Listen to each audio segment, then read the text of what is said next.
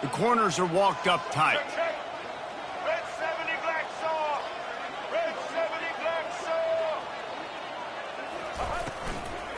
They'll try to get it in with the run. They keep feeding him in this running game, and the defense is having none of it, and it's been that way all day. And the D deny them on 2nd and goal. Looking for a man, it's Sellers. Floating away. He's got it down to the 1-yard line right on the doorstep of Pater. We hit the 2-minute warning, and this offense is desperate to make something happen and do it in a hurry. They'll come to the line just 1 yard shy of the goal line on 3rd down.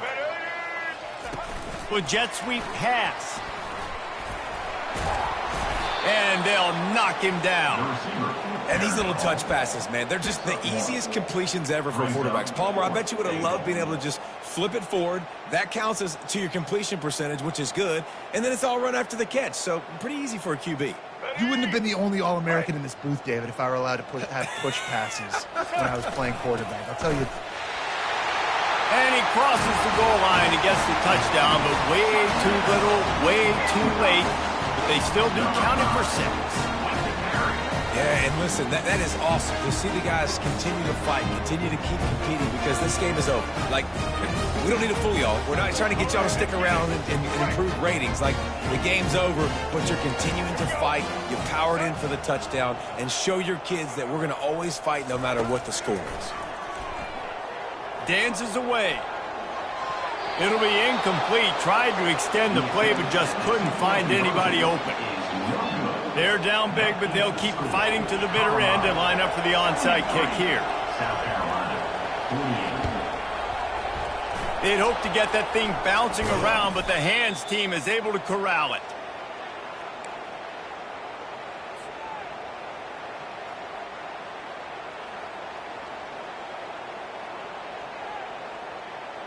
And the Colorado offense is coming back onto the field. What a feeling this has to be, David, in complete control and headed toward victory formation. Yeah, no stress, under a couple minutes left in the ball game. And the pass is intercepted. Oh, he was hoping to make something out of that return, but they'll have it first down at the 39.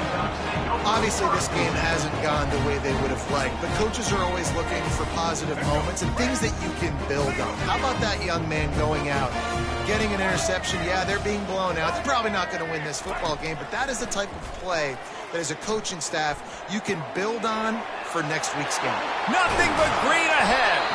Plenty of room on that play, and they find their way to the 36. Everybody has to be set. They have to get it off.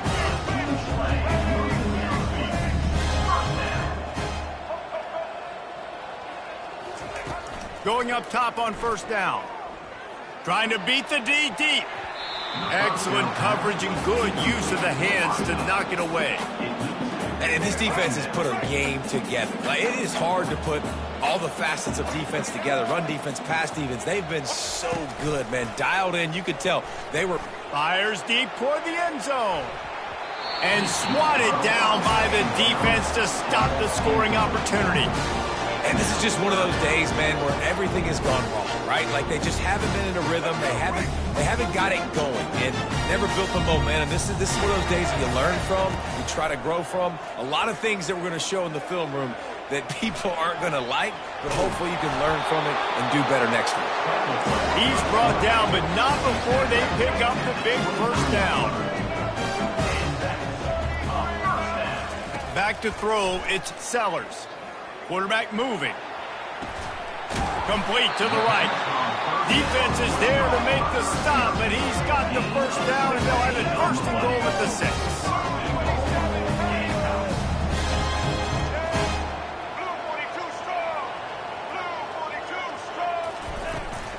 They'll try to get it in with the run. And he rolls into the house.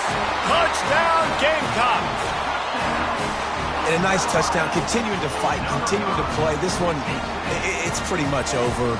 Down multiple possessions this late in the football game. It would take a miracle, but nice job by this offense continuing to fight, push the ball down the field, make plays. And they pick up the extra point. Kicker knocked it right down the middle. So that scoring drive took only 6 plays. At this point, a comeback would take one of the biggest miracles in the history of the sport, but they'll line up for the onside kick. He's able to grab the football, and the hands team gets the job done. Yeah, and this is why you put your hands team on the field most of the time. When you know it's coming, and you put those guys that are great catchers of the football. The first guys, what do? They go block. They go blow somebody up. The next guys catch the football, secure it, get your butt on the ground.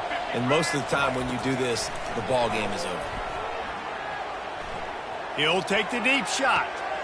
He caught it. Works his way to the 4-yard line, and they'll have it 1st and goal. And they probably don't need to risk running a play here, but the head coach might want to rub it in just a little bit. He's looking to throw. Feeling some heat. And a sack all the way back at the 5. And the Buffaloes come to the line in the hurry up.